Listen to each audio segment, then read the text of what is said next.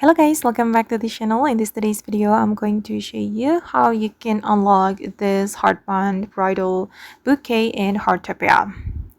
Okay, let's get into it guys. There is a new set in Heartopia that you can find in this Gilded Acorn Exhibition.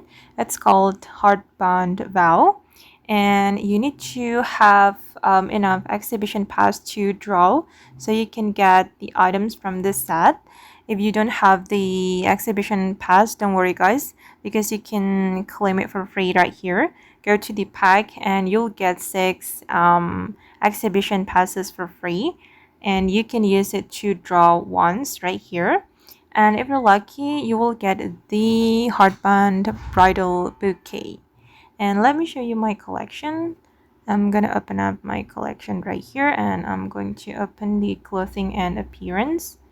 Okay, this one I've already collected 5 of 23 pieces for this set, and that's so beautiful guys. You can try it. Okay guys, and that's how you can obtain the Heartbond Bridal Bouquet in Heartopia latest update. I hope this video will be useful for you. Thank you so much for watching, and bye.